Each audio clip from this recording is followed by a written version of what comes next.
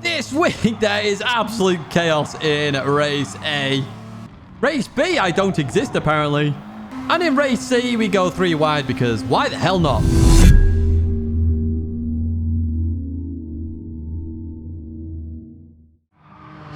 Hello everyone and welcome back to the Gran Turismo Weekly Race Guide here in 2022. It's episode 5 and before we get into the thick of it, how long is to go before GT7? It's 32 days. 32 days. We are getting very close and we have Share to Play coming shortly from PlayStation where we get to see some more juicy bits about what is in Gran Turismo 7, what we can do, some gameplay and all that good stuff. I'm certainly looking forward to it. Now, in the background, you can see a Tuscan, and we're at Lago Maggiore, obviously. We're there every week now, apparently. It's West 2, to be precise. And what we're going to do is look at the race details. It's 4 laps here, Lago Maggiore West 2. It's a grid start with traction control on 1. Some people will use second gear. Make your choice. I always use traction control, so that is what I use. It's the easier one of the 2 to do. And then we're on sports medium tyres. That is it in terms of this combo. One thing you should know is this combo is stupid. It's absolutely ridiculous. Whoever thought that this would be a good daily race really needs to have a rethink about, you know, the competency, about how weekly races work. Because this isn't a weekly race. This is something you would do for FIA. You really have to put effort in. People just want to jump in and play. And because of that, it's carnage. It's absolutely carnage. Now, in the background, you can see some timestamps as well. Do check out those in terms of the video. Let's jump to this race then, and let me show you exactly what happens. Here we are then at the start. Remember Flash Away? A couple of people flashing it. Oh, what couple? Say one. That's Vetlio, of course. We're starting near the back in P10. I was a little bit worried about the person with 1 red bar, but apparently I needed to worry about everything else here. Brake balance, I put at -2, so that's what I would advise you go for here as we get ready. I was messing about with all sorts there, but traction control on 1 is what I went for, but the German on the left got a really good start. As you see, they're going to go alongside, so I don't know whether they did second gear or not. I say I always do traction control because then I do it for every car, and then I know it's always going to be right. So into the first turn we go. A little bit of door bashing, nothing huge going on here as we go through here. I thought, okay, it's not too bad. We got Kino there, having a bit of an issue of falling back towards the back of the pack. But as we come into here, let's start the chaos because we got somebody else going wide here. Smash into that Brit there. The Italian goes in towards the left-hander we go. I suddenly don't exist here. Apparently, my car is invisible. It's the John Cena of TVR Tuscans, believe it or not. But we survive all of that for now, and we're going to continue on in P8 as we come through here. A little bit of braking there from Kino. As we come into here, they go way too deep, and I'm looking to get that position, and I could see that was going to happen. And there we go, up into P7. At last, we escape all that carnage straight off the bat. Or do we? Well, let's find out, because we're continuing on here. We've got Lucky Extreme up ahead. I seem to remember this name for unknown reasons. I don't know. I remembered it as I was racing. So I started to look on the inside. But, of course, I'm a bit too far back here. This isn't flat in this car. And we just back out of that. And I think Lucky Extreme sees that as well. Some nice racing there. And we'll continue on. And they just get a little bit of oversteer there. Slight tap on the rear. Oh, and we get absolutely plowed into by Kino. And we're looking to try and survive. And luckily, we don't wipe out Lucky Extreme there. Very aware, Lucky Extreme. But we got absolutely pounded by Kino there. And then he accelerates through the corner, hits me again. And then that Brit there hits me as well. And here we go again. I'm back in the thick of this random carnage. Lucky Extremes are giving me room. And the Brit who was to my left as well. So I want to shout out Lucky Extreme here. The only person not causing chaos in this group, I felt. But, hey, this is lap 2. We go round number 2 then. Lucky Extreme down the inside. Beautiful little move there. Job done, it looks like. Now, looking to give me space on the exit as well. As we see, GT Mouse Steve there all over the place. Lots of bashing on the rears there going on. We've got Kino all over the place here. I had no idea what was going on at this point. Kino fully off there to the realm. Then we have this Brit coming out of nowhere. We've got spin. Honestly, this was chaos. I was getting very frustrated. I was just like, oh my word. And then as we come through here, I don't know what was happening with that guy because it was just like he was going straight on. So again, we're now towards the back of the pack once again. People off all over the place. Yeah, I'd honestly avoid this race this week. It's just pure chaos. It's pure... Nobody knows what they're doing, apparently. They just want to jump in and fly around. I did have an apology off one driver, which I'll talk about in a little bit. But as we come into here then, We're going through the left-hander. I would advise third gear here, but I'll talk about that in the track guide. A little bit of contact there with, I mean, it was the Austrian, but we survive, and we overtake the Brit as well with 1 bar. They're not quite the rapper that they like to be there with me on 5 bars. That's how good my rapping is.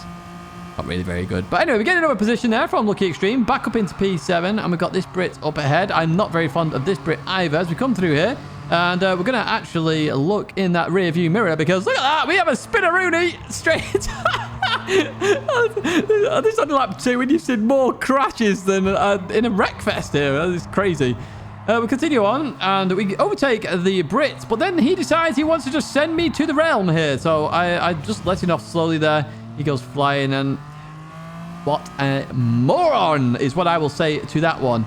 We carry on. Lucky Extreme falling to the back. Lucky Extreme's in the same situation as me here. We're just trying to race clean and we're just getting battered left, right and centre. I'm not sure the TVR could repair this car after this race, but even so, through the right-hander we go. In the reverse curse of P9 and in towards the braking zone. Again, third gear here is what I would recommend.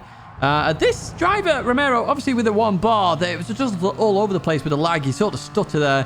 I couldn't really do much with that. But Kino is the one that apologised up ahead. They said they didn't understand how to drive the car. And I must admit, I was a bit frustrated with that because if you don't know how to drive the car, don't jump straight into the race. Have a bit of a practice. I normally practice for 5 or 10 minutes beforehand. I practiced over 20 minutes in this car because my PC was going crazy. And as you see Kino getting all over the place, I knew they'd gone at that point. So I knew this position was finally mine. But yeah, do give it a good practice before you join a race. If you're not quite sure, don't join the race because you just look silly. You really do. He did apologise though, so that's fair dues. The Brit up ahead didn't apologise, but hey, that's karma for you. Into the barrier. Unlucky, mate. Bashing me out the way. There you go. That's karma. Pure and simple. Anyway, track guide time. Heading towards turn 1 then. Get in the middle of the track here. Don't stay to the left like normal.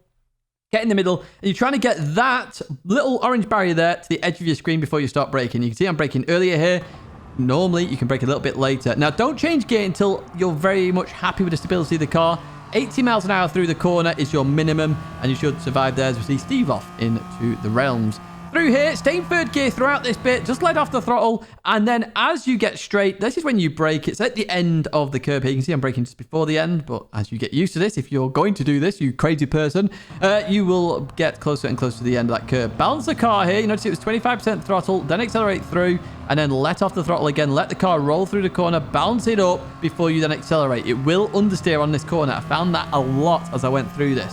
So, we're going to continue on here. Now, as you go in towards this fast left, you're turning before the end of the curb on the right-hand side. And you're going to have to lift as well. And this part of the circuit is all about balancing the car, not too much turning. And you notice here, I'm just going to let off here, let the car balance itself, roll through the corner.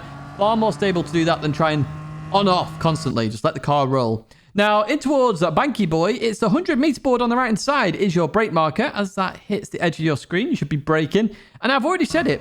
Third gear for this corner. You can do it in second, and it's probably a little bit quicker in second. But oh my word, third gear is so stable. Look at that. Nice and easy. Through the corner we go, and we carry on up the hill then. Now, this corner, I'm going to do wrong in the guide, so I'll explain how to do it correctly now. And just don't follow what I do in the guide, because you'll see how I correct it. So before you get to that point, you're going to dab the brake and you want to drop 10 miles an hour to around 130 miles an hour basically, and then roll a little bit, okay? So you can notice here I'm just rolling because I was going to try and roll it throughout, but it's very hard to do that. So I brake and the car gets oversteered. Don't do that. Minimum 120 through there. You can get up to 130 if you nail it properly. Just be careful. As you approach this corner, you're braking very early here. So as the end curb finishes on the left-hand side, you're then going to brake. And again, you're going to go to third gear. You might want to just touch the throttle a little bit here. Create a bit of understeer to stop the car oversteering due to the undulations on the circuit. As we hit this hairpin then, the orange barrier, as normal on the left-hand side, is your brake marker. I actually brake a little bit earlier here, rather than the end. It's more the beginning. And I'm just trying to get on the inside here to give myself a good run through the final corner. Now, I change to third gear here quite often. Again, stability, a bit like Banky Boy. You'll lose a tiny bit of speed, but stability is far better than speed in that situation, especially in this car. And that is the end of this Wreckfest. Although, this week, it's a bad one, I think. But, yeah, we will leave it there. Let's go to race B, where we head once again to Dragon Trail. Welcome to Seaside then for race B, but this time we're doing it in reverse because I like this way as well. It's got one of my favorite corners in the entire game, so I'm reasonably happy with this combo. We're also in Group 4, if you couldn't tell in the background. It's very much an Audi TT Cup this week. Let's have a look at the race details then. We're racing 4 laps here at Dragon Trail Seaside 2. It's a rolling start, and we are on the racing medium tyres. Nice and easy, as always, with race B, to be honest with you. Big shout out here to the Robber's Dog for my livery. In fact, there's 3 Tidgney liveries in this one. So a shout out to Banana Badgers and also Skull Crusher for picking those Tidgney liveries as well. They look so good. And a shout out to anybody who's made a livery. I do check them out every single week. And if you've already made one and I've added it to the collection, I may very well use it. A bit like the Robber's Dog. Let's jump to the race then and let's have a look exactly what happened, because just like race A, it's a little bit all over the place. Here we are then at the start. As I say, an Audi TT Cup. That's mainly what's in here. We have the odd exception with a Skull Crusher picking the 458. What a legend. What a lad he is. Unbelievable stuff there. And as I say, Banana Badgers and Skull Crusher picking that livery for us. Brake balance here, +3, of course, because it's an FF car. +3 is what we go. You could do +5, but we're sort of stuck at +3 after the recommendations earlier on in the weekly race guide series. But off we go then. And we're not going to start with a guide here. We're going to advance straight in towards the action because it all kicks off, of course, as we come into the chicane for the very first time. We nail it beautifully. Somebody up ahead definitely doesn't, because you're about to see everybody go absolutely everywhere here, heading towards this corner, one of my favorite corners in the game, if not the favorite actually. It's definitely up there, with also gardens, of course, with the quadruple apex corner. That's a good one. But we had somebody, we got that co-bus into the realms, into the barrier, as we continue on then. So we're behind Gaz Clever now as we head in towards this right-hander. Banana Badger's gained a few more spots here. Gaz looking down the inside here, a little bit of contact there. Ooh, but they give each other space and Gaz gives it back. Okay, fair dues. We carry on then through there. We get a bit of a run as we head over the crest of the hill down towards the left-hander, and a very easy break-in to get wrong. And unfortunately, Gaz clips Banana Badgers there, and we benefit from that. But ooh, you know, with driving standards, the talk of the day, that's up there. But I think that may have been a small mistake there as Gaz goes to move down the inside. This is a quality move by Gaz, actually. When I first saw it, I was like, ooh. But actually, I think that's a good move, to be fair. He had every right there. Loves the space down the inside. So fair play to Gaz. Gets 2 positions. Now, this I was very scared of. Too wide towards the chicane. Never worked. So I'm going to back out of this completely in the hope that they all hit each other and I get 3 positions. But they all survive. Fair play. They all sort themselves out. We do lose a lot of time at 2 behind. But as we come through here, still mistakes going on. We've got a Polish driver who's going slow through there. And we go around the outside of the Spaniard here. And the Polish driver sends the German to the realms. Not sure what that was for. But we continue on. So once again, we're seeing carnage here. And this one was the last race I did of the day. So I was a bit fed up with the contacts, actually. As you see, the Spaniard thinks I don't exist. I have no idea what was up with this Spaniard, actually. As we come into here again, look. I exist, mate. I don't just disappear. I am not John Cena. I should name this the John Cena weekly series at this rate, because apparently I don't exist. You can turn into me. So anyway, I get a run on the Spaniard here once again. Look for the move down the inside here. And we get it stopped nicely. And yeah, well, it just don't exist. The radar apparently is a feature that doesn't exist on some games of Gran Turismo, apparently. But Banana Badger sees him trying to push me left, so helps me out there by pushing them right. Thank you, Banana Badgers, you absolute legend. We've got some more teamwork coming up with you as we come through this right-hander. So again, driving standards, absolutely atrocious. I will call you out if you are driving like a turnip. And there you are. So we skip a lap here. We catch up to the Polish driver as we head towards turn 1 then for the lap guide, of course.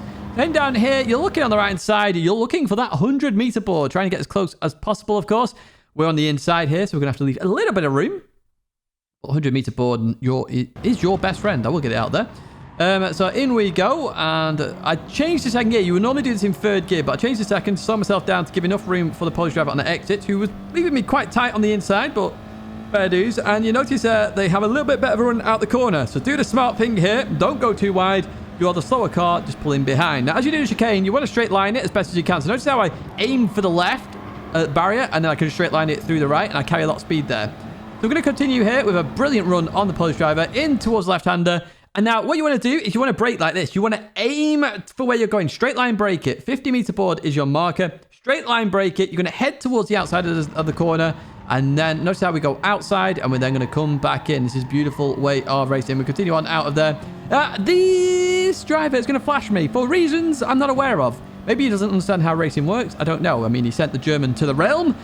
Maybe he wants to send me to the realm. I did wonder that. So as we head in towards these, what you're going to have to do is you want to lift a little bit here. You want to sort of keep the nice line. And then these go super aggressive for reasons I'm not aware of. And then as you get to this right-hander, this is the one where you might want to dab the brake a little bit. But you want to slow it down enough to turn through the corner. You don't want to understeer it off here because there's a barrier that sticks right out into the circuit. So through here we go. Notice the Polish driver went very aggressive. Obviously, it's not the best way to do it at all there. And as we head over the crest of the hill, we're going to have to run on the inside here. And as you approach the brake marker here, it's the curb on the right-hand side. At the start of that curb is your brake marker. You can actually brake just after it, to be fair. And that's what we're going to use here. Down we go. And you can do this in third gear. Again, apparently I don't exist. So they just turn in, expecting me to disappear.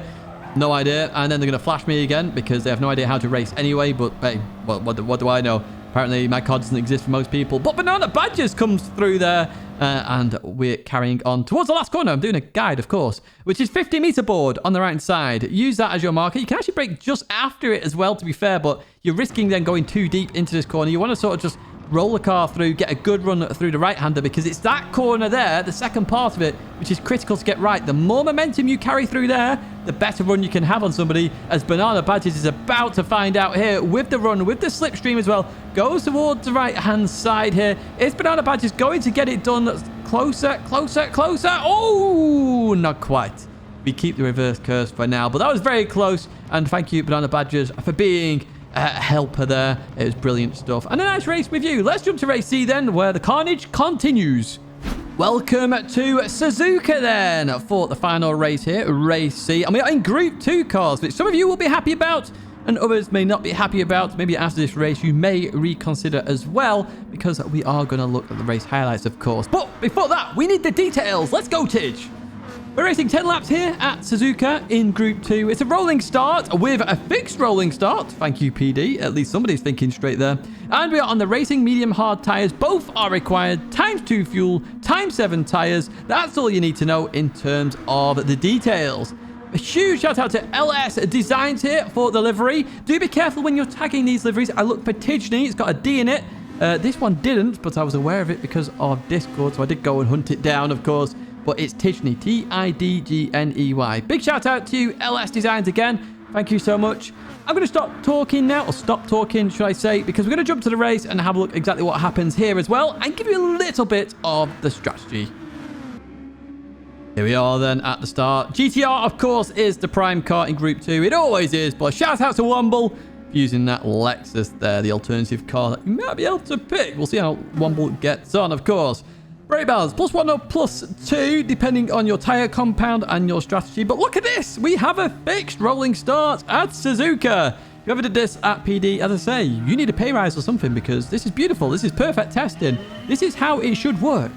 So we're going to kick off here. And as always, if there is tyre wear, there are tyre temps. So start weaving, start getting some temps up. You're not going to overtake anyone into turn 1 normally. So start weaving, just get the tyre temps up and brake a little bit earlier than normally into turn 1. Don't pull a lightning into there. If you know, of course. I'm talking about Suzuka 2018 World Finals. Anyway, we're right behind the Spaniard here, and we're going to just advance a bit further on as we head towards the hairpin here then. And, oh, it gets close behind. He really does. And as we leave this corner, somebody heads to the realm very early. It's Maverick there. That's unfortunate. Not sure exactly what happened, but we'll take those positions where we can as we continue on towards Spoon. So this is the second race I did the other day. I actually did A, C, B, that order. So I'd actually said to people, please don't be like my race A, as we see somebody else head there. Oh, it's Prince. Shout out to you, Prince. You did say hello in the lobby. But sorry to see you into Barry R. So here we go then. Got action here. Constant on the inside of a Spaniard. And then there's a slight tap as well from the other Spaniard on this driver. Comes back on the circuit. We just survived. They were trying to avoid me there. They were just on the grass. But we survived that. We gain a position. It's a little bit of nip and tuck there. A little bit of aggressive driving, I think. Well, it was actually the second contact with the Spaniard on Spaniard that actually caused the contact there. As we decide we want to touch the grass there for reasons I'm not aware of. But heading towards the chicane then as we advance further on here, it gets all very tight indeed. Now, I really wish I'd pit earlier on here. I'm going to pit on this lap number 3. As you see oil coming, I'm just like, oh no. I'm just stuck in the same place here. So we come through there on the medium tyres now, of course. We start on the hards, and plus 17 seconds on the pit stop.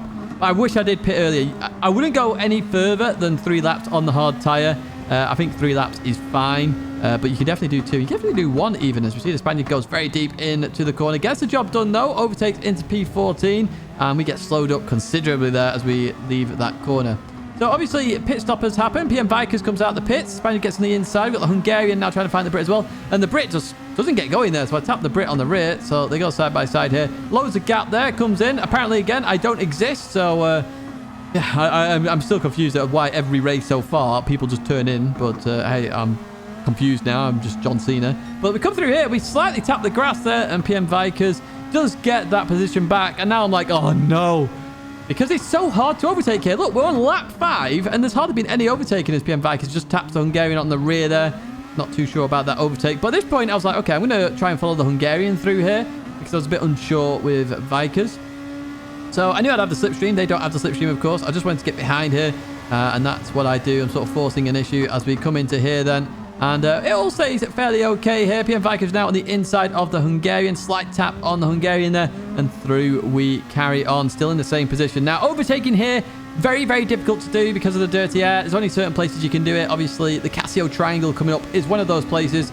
And that is what is in my head as well. So as we approach 130R, I lift a little bit here. The Hungarian goes off. And PM Vikers gets it all wrong. So we're going to be 3 wide into the Casio Triangle. There's a tap on the left there between those two. But they had dirt on his tyres as well. And we get a position.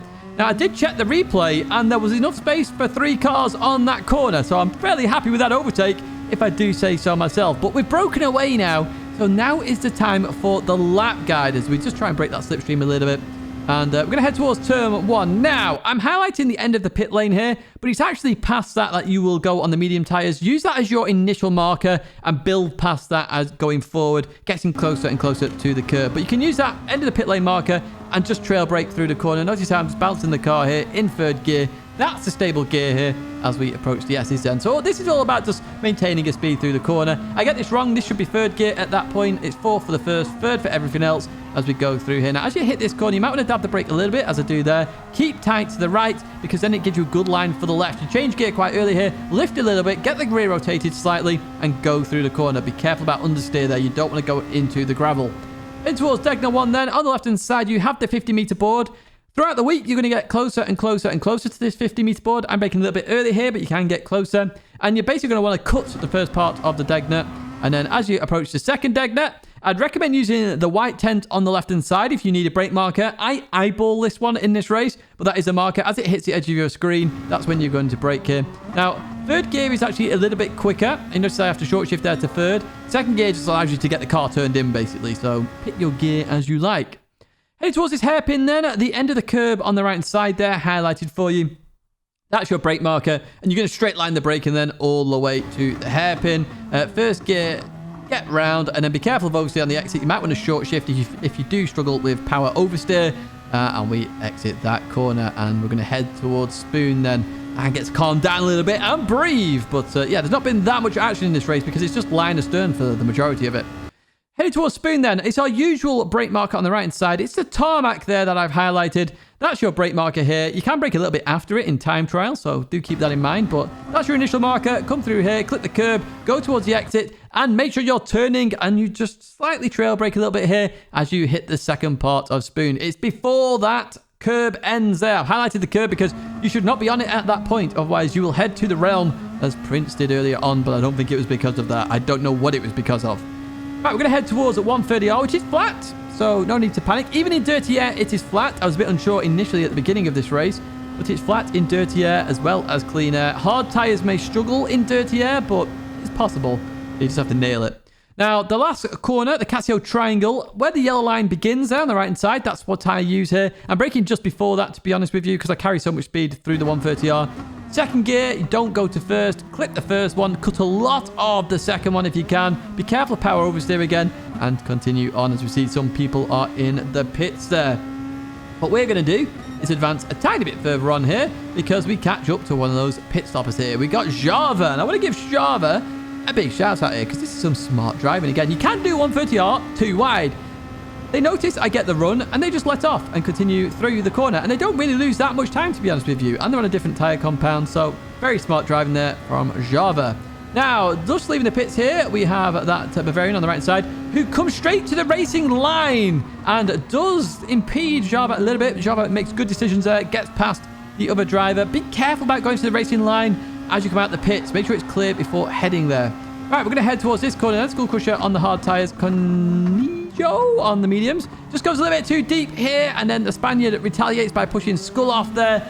I'm not sure the retaliation was needed. If I was Skull, I'd maybe hung back a little bit, knowing they're on the medium tires. It's one of those where you just got to understand what's going on. I did not like that, by the way, because they went left, so I went right, and they went right as I went right, and that's reactional blocking. I really didn't like it. However, interestingly, they did notice me flashing because I was not happy, and they want the hazards on very quickly there to apologize. So I just left it there at that point. We continue on then in towards Tidgney 2 as we clip the apex there. Through we go, and they let me go.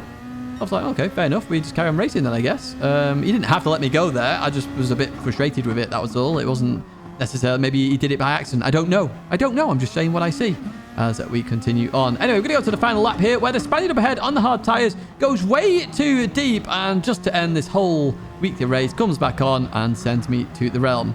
Now, they did apologize after. However, I wasn't very happy with the apology because if you were really sorry, you would have waited there. You wouldn't have carried on accelerating.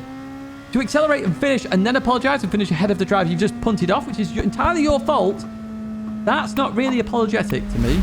And that's just my opinion. So I know you did say sorry, and you said it twice, but I would have let off there because that is entirely your fault. It's not like it was an incident where two drivers and it was a hard decision. Very obvious what happened there. So I would maybe do that in the future. But that is it for this week's race guide. I do hope you enjoyed it. Absolute chaos, carnage, whatever you want to call it. It's an absolute wreckfest this week. Not one for me. You might want to do it. You might not want to do it. Just be careful. I think race B is going to have the better racing of all three. But as I say, that is it for me. There are 2 videos there if you want to check them out. My logo's there if you want to subscribe. Please do give it a like on the way out. And I hope to see you in another video or live stream very soon.